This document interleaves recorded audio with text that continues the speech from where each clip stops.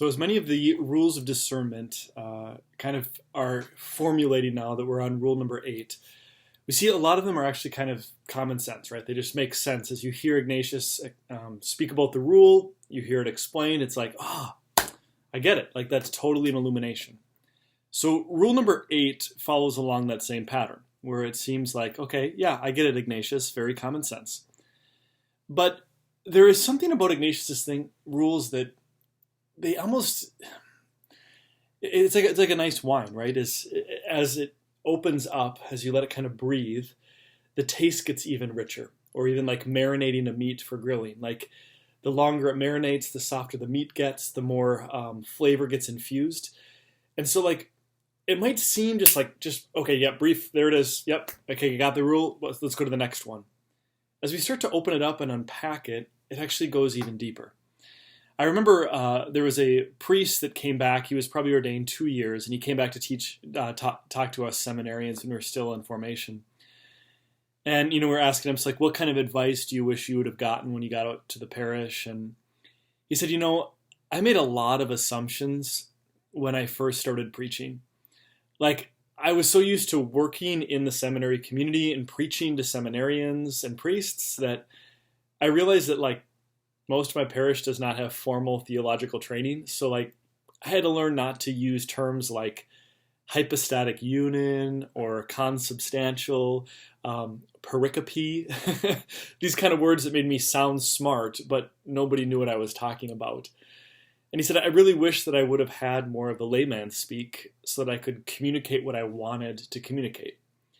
And with Ignatius of Loyola, there is some of that too. Like, even the terminology of consolation and desolation, we know that verbiage, but the definition and how it's used in the spiritual tradition is oftentimes not very intuitive, and we actually need to kind of dissect it and learn it.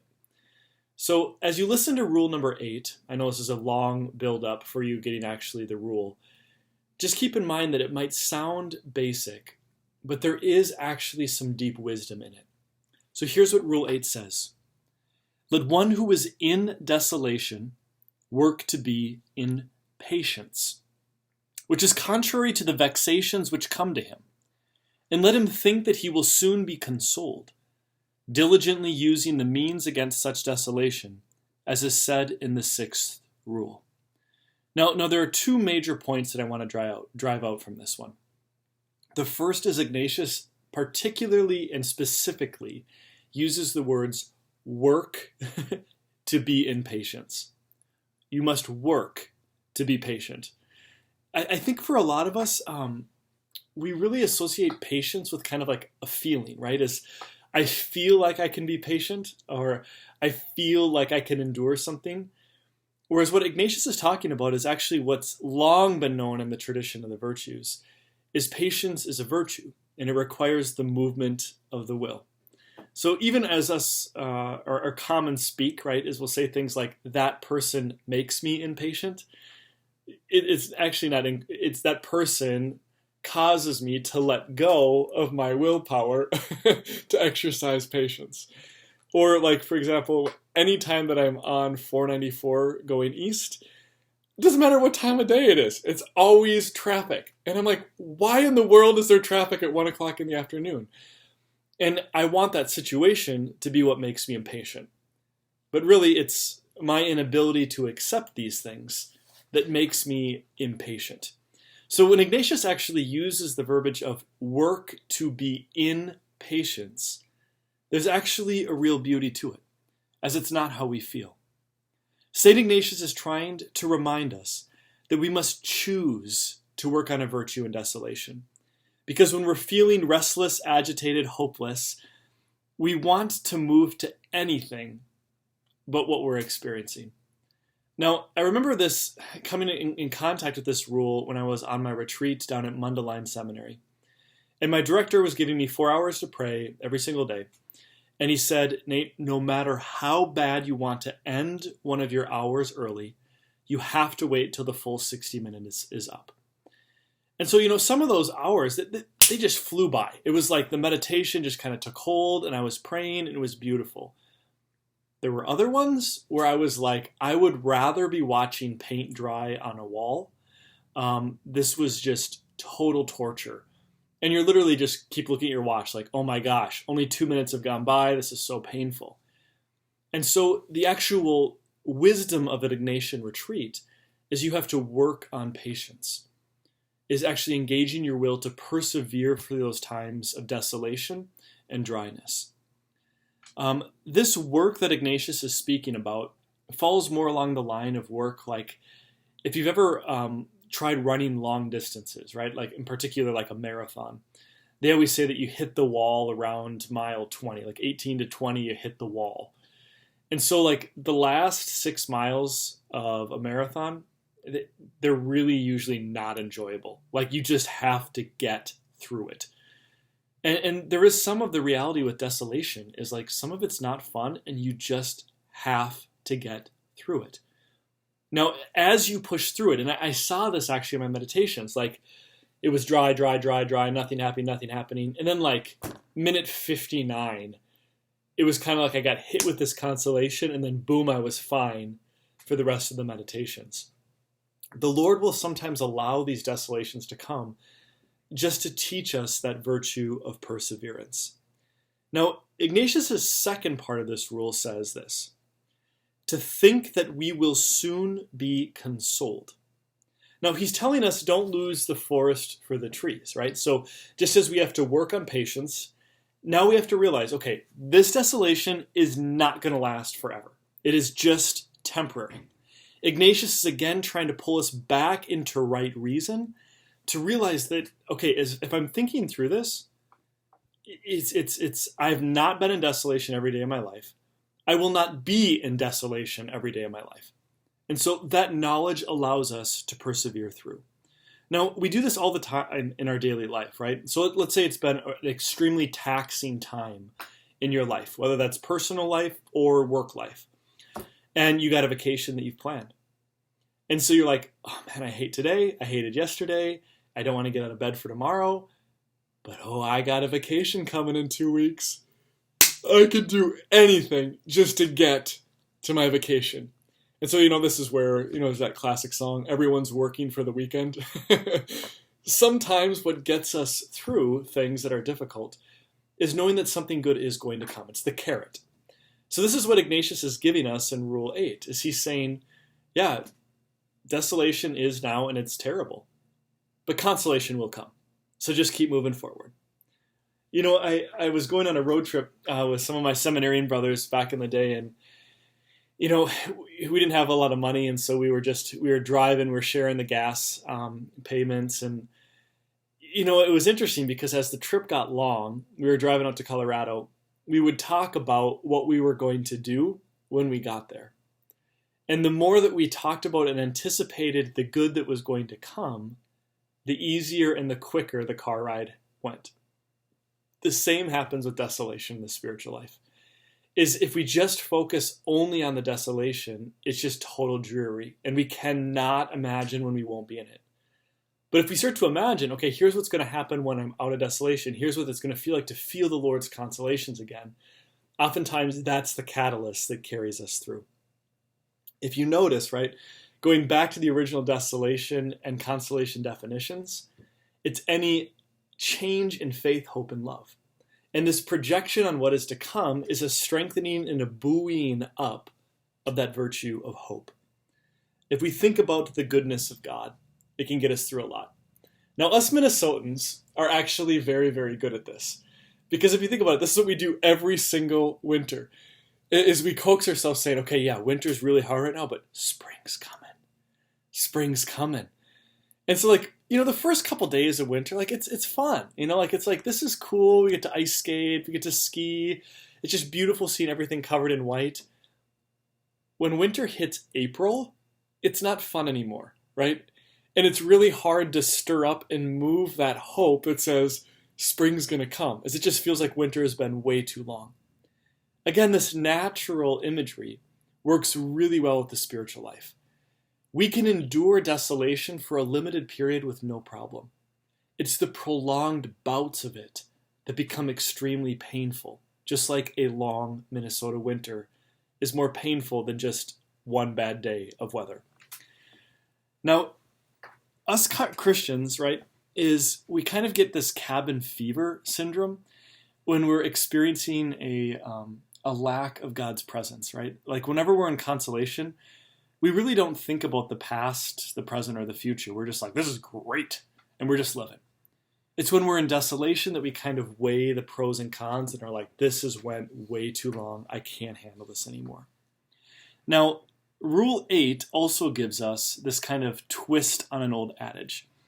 There's kind of like this, I don't know if it comes from a recovery program or what, but it's, if we always think how we have, if we've always done what we've always done, we'll always get what we've always done, right, as a result. But if we kind of rephrase it for this Rule 8, it's, if we always think how we have always thought, then we will always experience what we've always experienced. So unless we actually change that methodology of how we're thinking, desolation won't last forever. We're going to basically impose upon ourselves that desolation will last forever. We've got to fight against it. The more that we think that there is a possibility of consolation, that rain is on the horizon, that sun is on the horizon, summer is on the horizon, it gets us through a lot. Now, an example to illustrate this Rule 8, I just kind of made up this fictitious story about some woman named Gwen. Now, Gwen gets up every morning. She has her cup of coffee. She sits in her prayer chair, and she reads through her devotional book that she has. But the past week, Gwen has been feeling no consolations at all when she prays. And now that it's Saturday morning, the one morning that she can sleep in, she's saying, you know what, I didn't feel any consolations this whole week. I'm tired, I'm exhausted. I am not getting up to go sit in my prayer chair and get nothing from God. But then she notices something in this process, right? She acknowledges that there is a desolation which is affecting her thoughts. She's saying, well, this is interesting. Like, I usually love getting up and sitting in my prayer chair with my cup of coffee. Like, what is going on that I don't even want to motivate myself to go to that prayer chair. So the lights are kind of coming on. Like, she's using right reason. Nope, something's wrong with how I'm thinking. I've got that stinking thinking. Then she says to herself, well, maybe God's going to do something powerful today. You see that hope, right? That hope starts to buoy up. I know it's been trash all this last week. I know that I'm starting to think poorly, but you know what? Maybe God has a surprise for me in this hour. So she goes to her prayer, and sure enough, consolation breaks. And God was waiting for her to persevere through that in order to grant her that reward of that consolation presence. Now, this fictitious person, right? The reason we can relate with it is it's not that far off. We've all experienced things like this. That as soon as we start thinking, you know what? I think I can make it through this. I think I got this. It's then that it's like we're opening up to something that we were completely closed before.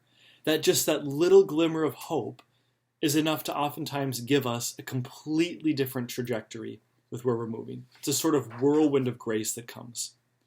Now, Ignatius ends his Rule 8 with this very interesting thing. He quotes another one of his rules. That's how you got someone who's confident in what they're doing when they can quote themselves. And so Ignatius says, right, you must engage the principles of Rule 6, which, if you recall, is all about fighting. And Ignatius gives us those 4 means of battling: prayer, meditation, much examination, and some suitable penance or some kind of discipline. Spiritual desolation will oftentimes make us feel like we can't do anything. And so Ignatius says, okay, first, remember it won't last forever, that desolation will be gone, consolation will come, and in the midst of it, that you actually have weapons that you can use to implore to get consolation.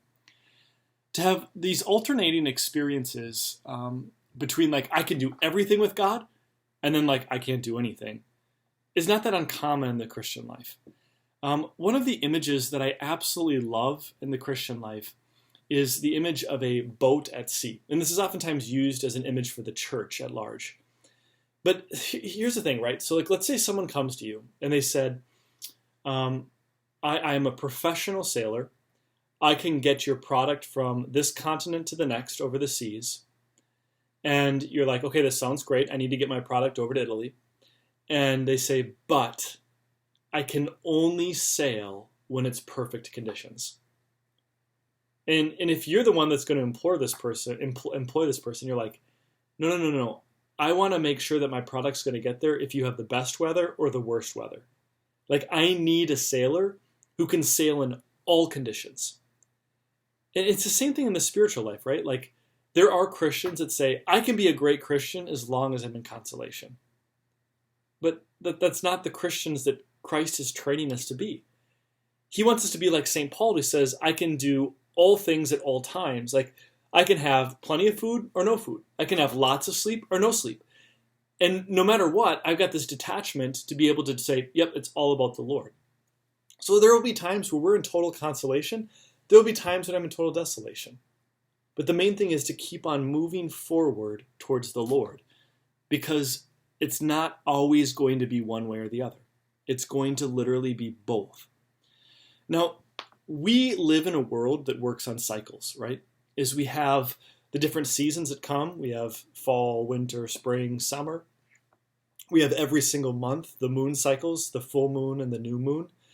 And just by the way, like, my first assignment was at Anoka Medical Treatment Center, which would minister to, I'd go every Monday, and we'd minister to people who had severe mental illness, to the point where they're actually like incarcerated, controlled movement, and locked up because they're a danger to themselves and to others. And without fail, like, there would be just like absolute, like, unbelievable eruptions, and patients were doing things that they never did. And the nurses would always say, is it a full moon?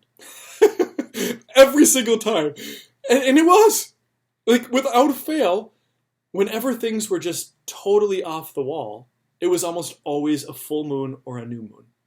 And so, like, it was weird how even the moon cycles affected us human beings and our own psychological well-being. And so, like, we don't get bent out of shape when we think about, oh my gosh, it's almost a full moon, or oh my goodness, it's a new moon, I can't see the moon. Or, oh my goodness, it's another cycle of the spring season. Is we just kind of learn to accept it. Like, that's Ecclesiastes chapter 3. Like, there's a time and season for everything. The same thing is true with consolation and desolation. There's a time and a season for everything. And if we put too much emphasis or focus on one or the other, we'll get very disoriented and discouraged. But when we see it just as a seasonal, cyclical thing, it's like, no worries, I got this. I can do the hard, I can do the difficult, I can also do the easy, and I can do the fun. And so this is basically what is at the core of Rule 8, is to acknowledge desolation won't last forever, to work actively on patience, just to say, okay, I can persevere through this, and then again to implore those rules for rule number 6 about those spiritual weapons that we have. God bless.